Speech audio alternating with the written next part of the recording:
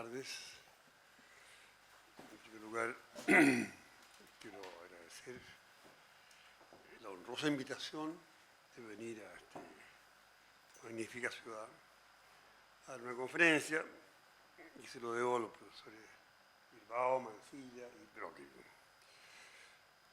A mí me ligan dos cosas a esta ciudad. En primer lugar, la belleza, que me conquistó desde el primer día que llegué aquí, fue el año 67, estando yo en Concepción, recién llegado a Alemania. Vine a ver a Fernando Oyarzún y allí pasé unos días con él. Esa amistad continuó para siempre. Esta ciudad tiene algo, para mí, no sé cómo definirlo, siento la atracción que me imagino siente la abeja por la flor, una cosa así, me atrae y trato de venir todo lo que puedo. Me encanta todo. Su paisaje, los restos de la antigua arquitectura y su gente. Y luego me liga también la personalidad de Fernando Oyarzún. Fernando Oyarzún fue un hombre extraordinario que trajo el pensamiento antropológico a la medicina, a la psiquiatría, a Valdivia. Y nuestros diálogos fueron sumamente enriquecedores para mí. Y me da mucha satisfacción que este grupo y este seminario lleve su nombre. Por último, quiero decir que me ha dejado muy confundido el doctor Brockett con sus palabras demasiado generosas.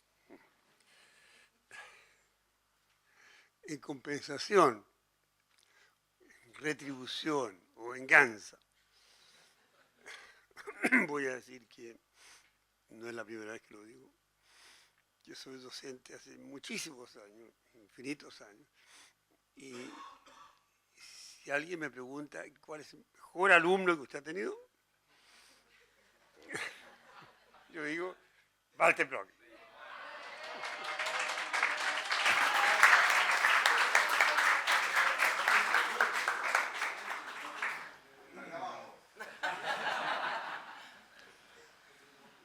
Y lo voy a demostrar. Lo voy a demostrar.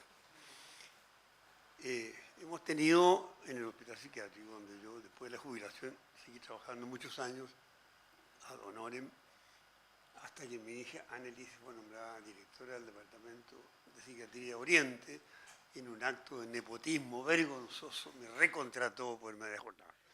Así que estoy pagado ahora por media jornada. Y sí, bueno, en ese hospital se ve de todo y hemos tenido algunos síndromes de Medea. Ustedes saben que Eurípides, los griegos supieron todo, se adelantaron a todo. También descubrieron y describieron el caso de las mujeres celosas que matan a sus hijos para herir a su marido que las ha abandonado o engañado. Es de las cosas más espantosas que ustedes pueden ver. Y nos tocó una Medea, pero de las peores, de una frialdad, pero era como el hielo. Y había que presentarla en la reunión clínica, y yo dije, yo no soy capaz. Y le pedí a Walter. Y Walter la entrevistó de una manera que debió haber sido grabado y reproducido infinitamente, porque fue absolutamente perfecto. Se dejó caer con una delicadeza, una sutileza, y logró mostrar toda la complejidad del cuadro, y sobre todo demostrar que no era una esquizofrenia, como ya habían dicho todos, porque casi todas las monedas son diagnosticadas de esquizofrenia y se van a la casa libres. Demostrar que no tenía una psicosis, sino que era una personalidad narcisista maligna, por darle algún nombre. Bien, y con eso empiezo mi conferencia. Bueno, la palabra mayéutica proviene del griego maya, que significa madre nodriza, matrona. La diosa que lleva su nombre fue la madre de Hermes, el mensajero entre los hombres y los dioses. De Maya derivan dos sustantivos importantes, Maeuma y Maeia, que significan respectivamente parto y arte de la obstetricia.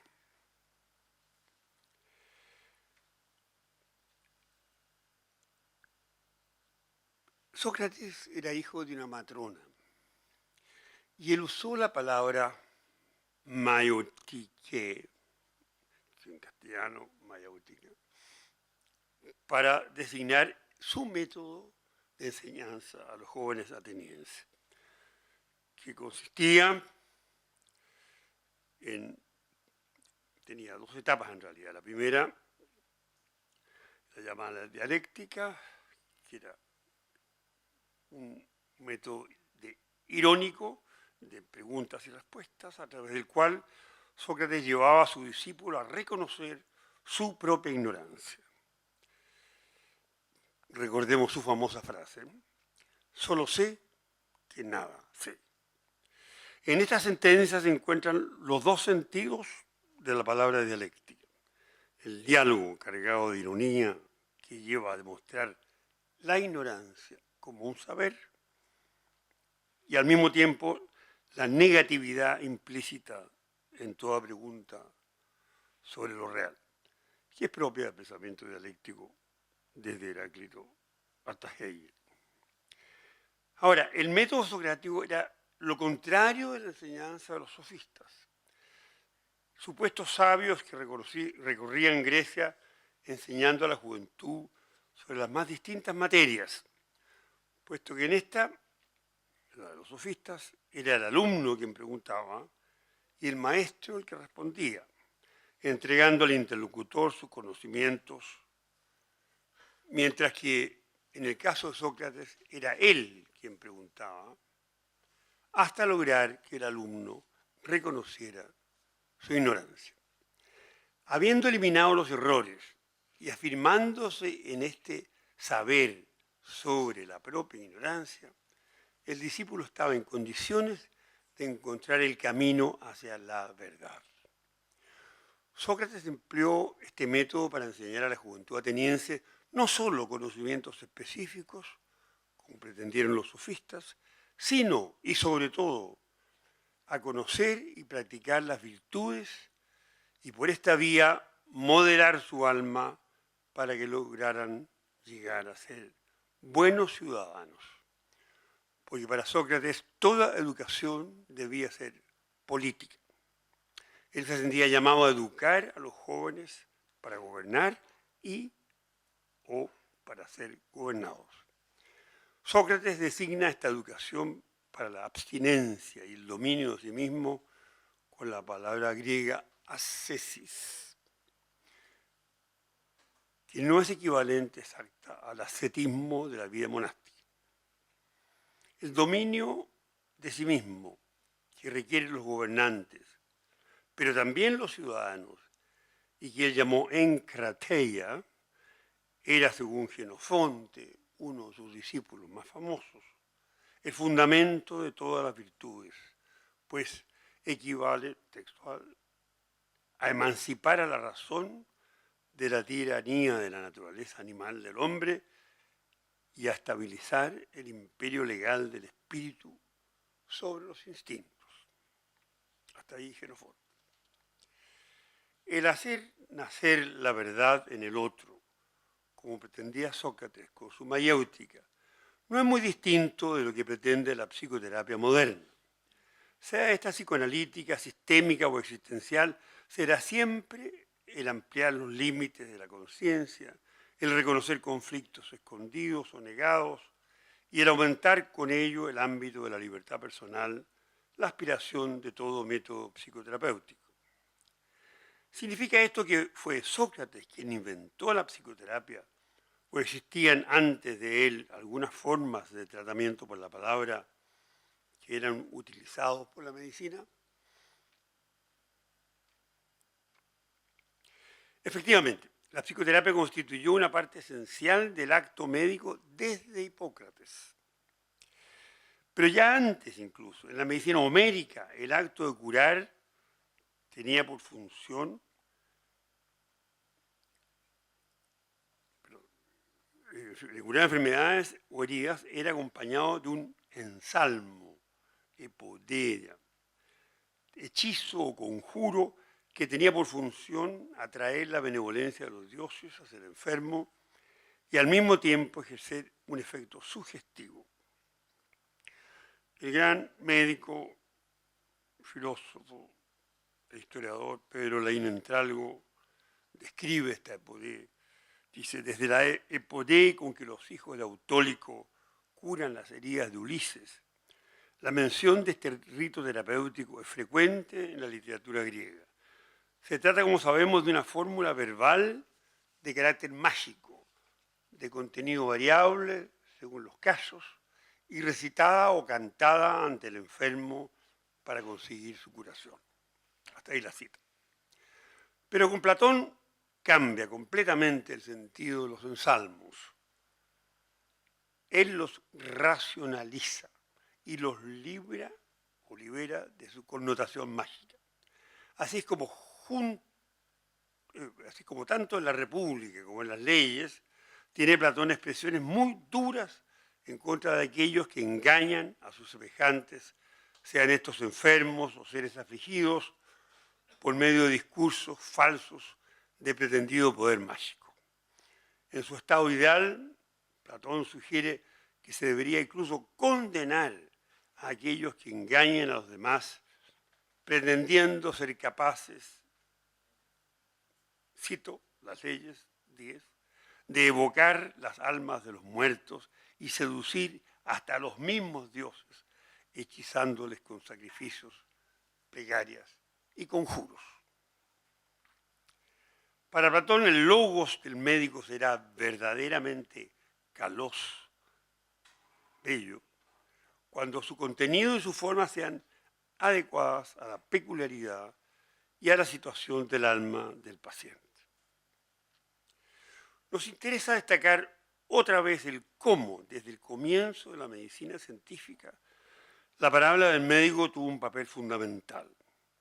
Es probable que los siglos posteriores a Hipócrates y hasta el advenimiento del psicoanálisis freudiano, la medicina no haya logrado una elaboración teórica de la curación por la palabra superior a la griega.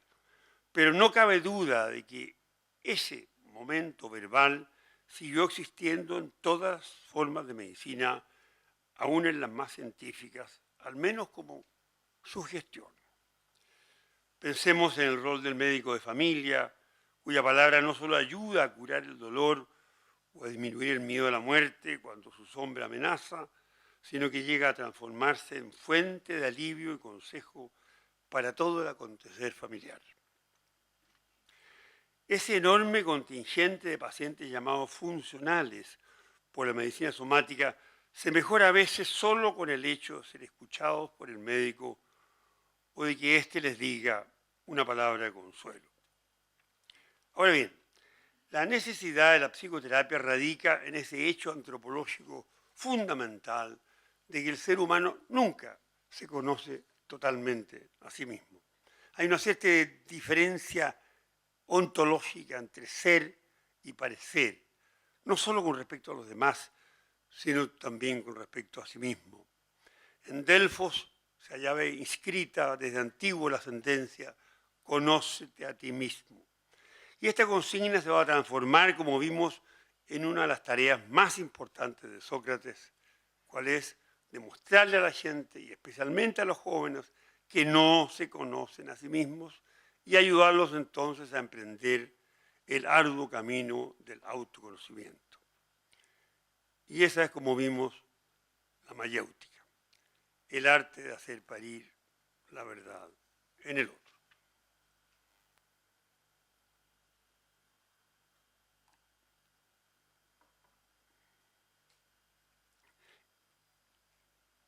Ahora, ¿quién y cómo está autorizado para decir esa palabra curativa? Para responder a la cuestión planteada recurriremos a la ayuda del mismo Platón. Él estuvo siempre interesado en la medicina y en muchos de sus diálogos tomó posición frente al problema del tratamiento con la palabra hoy llamada psicoterapia. Pero donde trató de forma más expresa el tema es en el diálogo Cármides. La historia es resumidamente la siguiente. El joven Cármides, quien en realidad era un primo hermano de Platón, sufría de fuertes dolores de cabeza y escuchó decir que Sócrates venía llegando de un viaje a Tracia y disponía de una hierba, de un farmacón, que podía aliviar sus dolores sin mayor trámite. Vino entonces donde Sócrates para solicitarle el remedio y éste le respondió que efectivamente se trataba de un método de curación que él mismo había aprendido de un famoso médico de Salmoxis, en Tracia. Dice irónicamente, de esos que se cuenta que hasta son capaces de resucitar a los muertos. Dice. Pero ocurría que esta hierba no surtía efecto alguno si no era acompañada de un bello discurso, de una epopea. Comida, ya viene una cita. Realmente no hay demasiada luz como para mostrar las citas aquí, para que ustedes vieran. Es tal cual, no estoy inventando nada. Cármides, ¿no? Y es el número 156D. Bueno, pues es del alma de donde arrancan todos los males y todos los bienes, tanto para el cuerpo como para todo el hombre. Así pues, es el alma lo que ante todo y sobre todo hay que tratar, si se quiere el bienestar de la cabeza y del resto del cuerpo. Y el alma se trata, mi querido amigo, con ciertos ensalmos. Y estos ensalmos son bellos discursos, y de tales discursos nace en el alma la sofrosune. Ya veremos lo que es. Y una vez que ésta haya surgido y permanezca, será fácil lograr también la salud para la cabeza y para el resto del cuerpo. Hasta ahí, textual, Platón. Con la, sí, porque los griegos eran tan perfectos que hasta en eso muestran esa humildad. Platón siempre le atribuye todo a Sócrates. Y Sócrates le atribuye todo su conocimiento a Diótima o a Salmoxis o a otro. Siempre es otro el que le enseña, otro el que sabe, no es él. De hecho, Sócrates nunca escribió nada. Todo lo que dice Platón es escrito por Platón. Ahora, ha sido una larga tarea de la filosofía a lo largo de los siglos, tratar de descubrir y separar qué es lo que es pensamiento puramente socrático que le aprendió Platón de Sócrates y cuál es el pensamiento platónico propiamente tal. Bueno, antes de entrar en un análisis más detallado de este hermoso texto, quisiera señalar el paralelismo existente entre el tratamiento de las enfermedades por medio de la palabra aquí descrito y la mayéutica socrática que describiéramos al comienzo. En la mayéutica se trata de hacer nacer la verdad en el otro para transformarlo en un buen ciudadano, como vimos.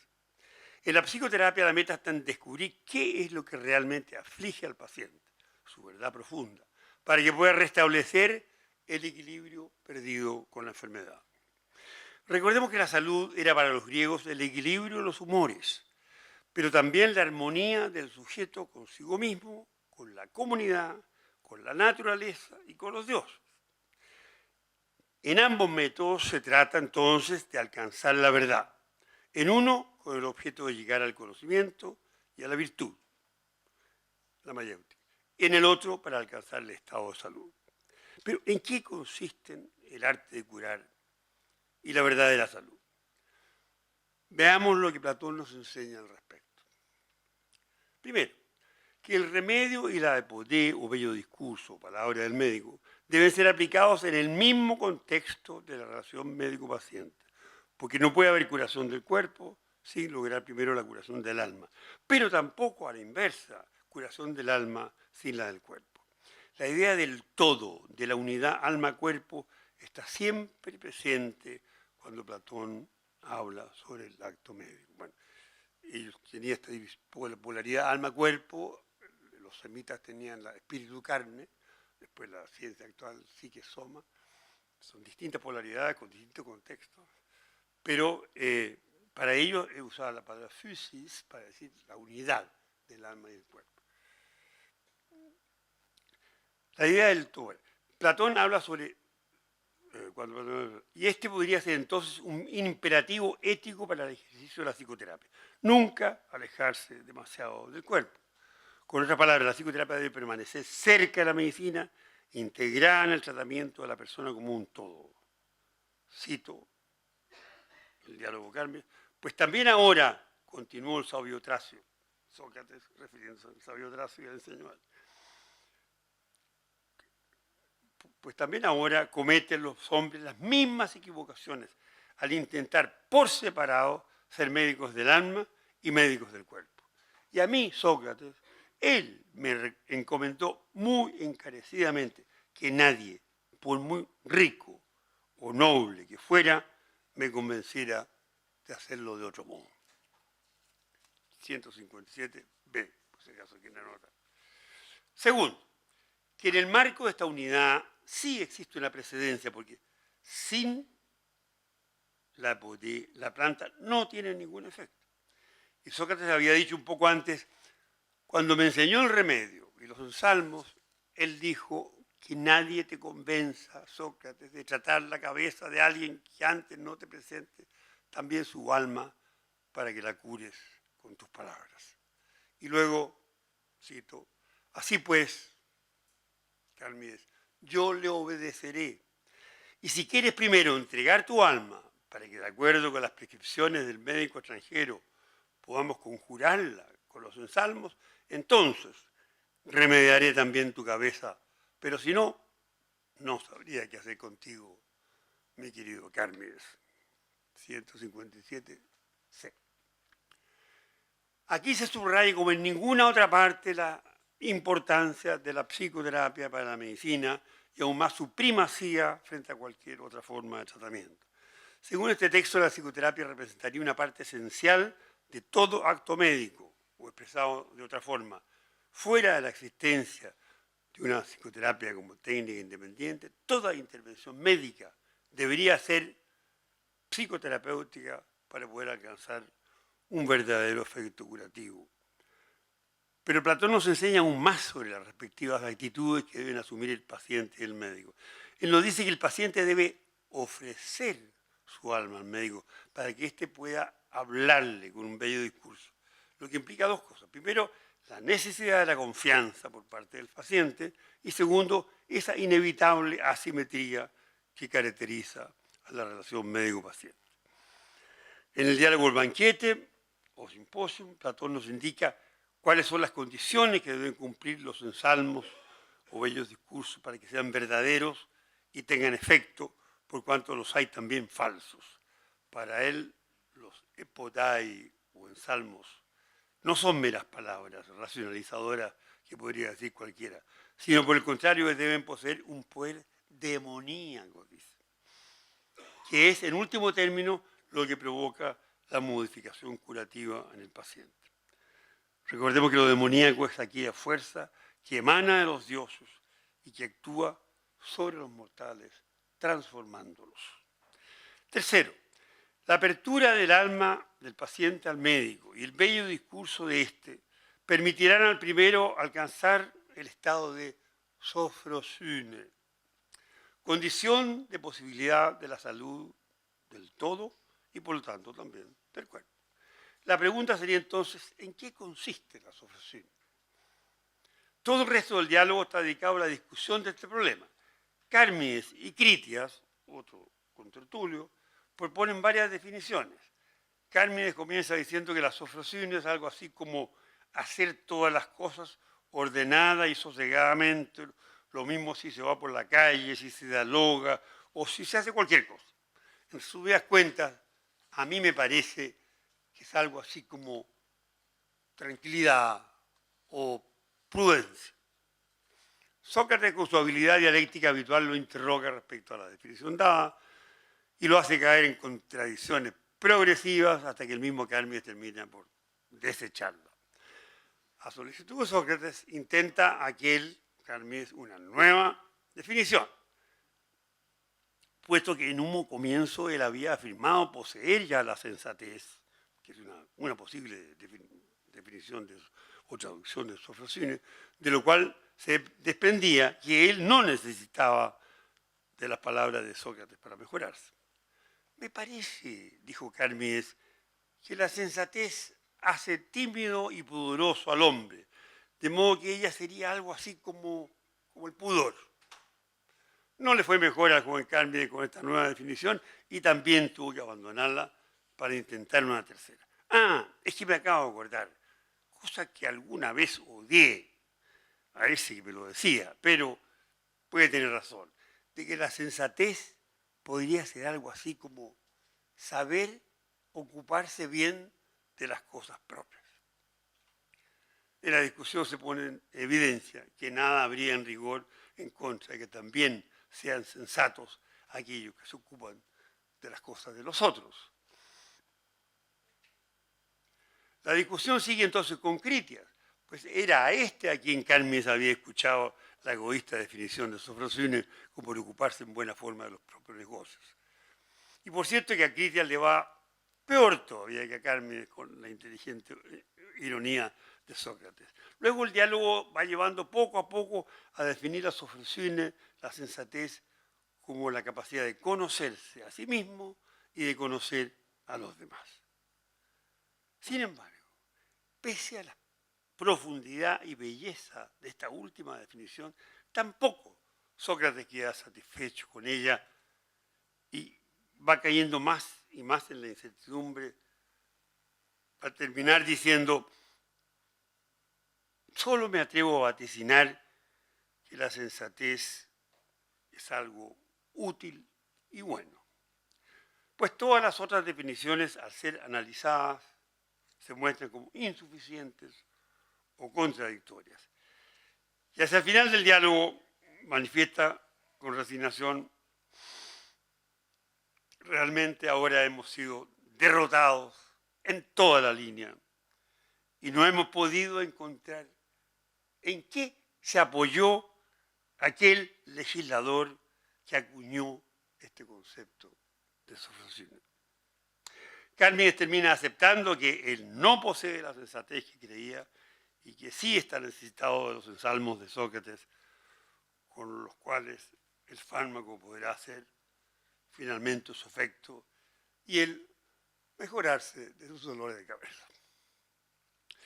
Pienso que en este diálogo Platón desea enseñarnos, entre muchas otras cosas, algo muy fundamental, a saber, que la existencia humana, incluso en sus estados más elevados, como el de la Sofrosine, sensatez no es la mejor traducción tampoco, es casi como sabiduría, equilibrio, armonía, etc.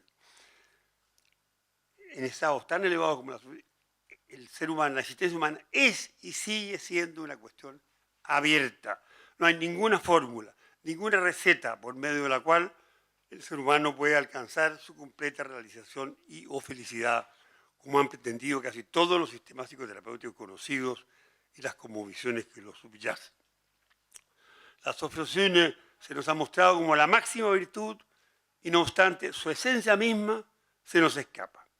En suma, la verdadera salud sería solo posible lograrla a través de ella, pero se nos niega su conocimiento. ¿Significa esto que hemos llegado a una situación sin salida? Sí y no.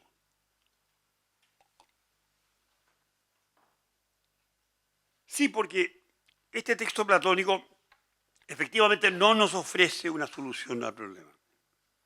No, porque más adelante Platón sí nos sugiere una respuesta. La solución sería un camino, una búsqueda, un camino en busca de la arete, de la virtud. O mejor dicho, el estado que nos permite lanzarnos en su búsqueda. Frente a esta concepción de la psicoterapia y de la relación médico-paciente, las psicoterapias actuales, tanto las ortodoxas como las heterodoxas, parecen torpes y pretenciosas. En todo caso, el amplio horizonte en el cual Platón colocara la curación por la palabra representa una suerte de barrera protectora en contra de muchas de las faltas a la ética que se observan con frecuencia en el ejercicio de la psicoterapia y al mismo tiempo un desafío para el desarrollo futuro de este tratamiento. Años más tarde, en el diálogo Teeteto, agregó Platón otro elemento a la verdadera salud y a su condición de posibilidad, la sofrosune. El camino hacia la verdadera salud es una homoiosis teo. Esto significa que en la raíz de todo proceso terapéutico se esconde la aproximación o bien la asimilación de la persona del enfermo a Dios. Imposible imaginar un sitial más alto que el que le otorgó Platón a la psicoterapia. Esta no sería solo un método de curación de las enfermedades del alma y al mismo tiempo de las del cuerpo, sino también el camino de ascenso hacia la divinidad. El texto de Platón reza así, comillas, ello nos prueba claramente que hay que elevarse de este mundo hacia lo alto lo antes que se pueda. Pero esta huida de que hablamos, o este elevarse, no es otra cosa que una asimilación a la naturaleza divina.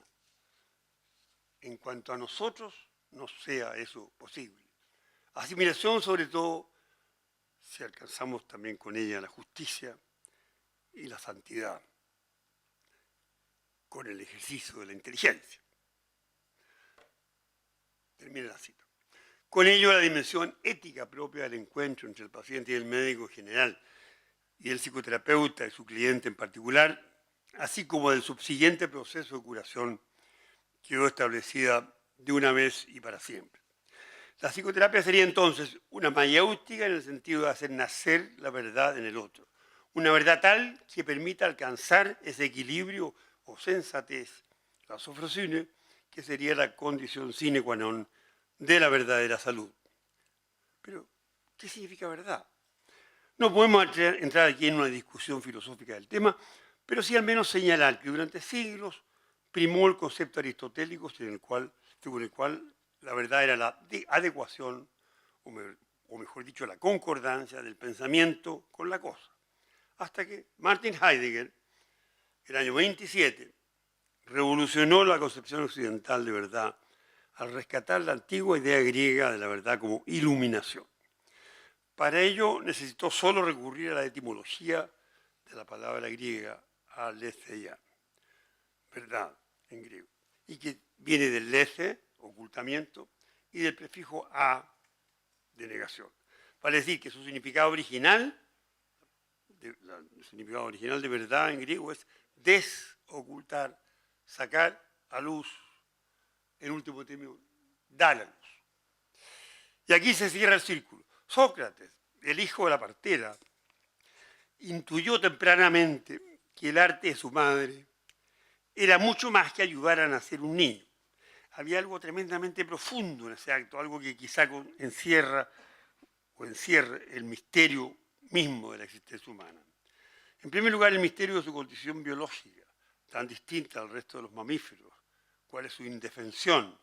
Ningún otro ser en el universo nace tan indefenso como el hombre, y por ende el fenómeno del nacer y el arte, el que ayuda, la technema y utiqué, tendrá que ser infinitamente más delicada y compleja.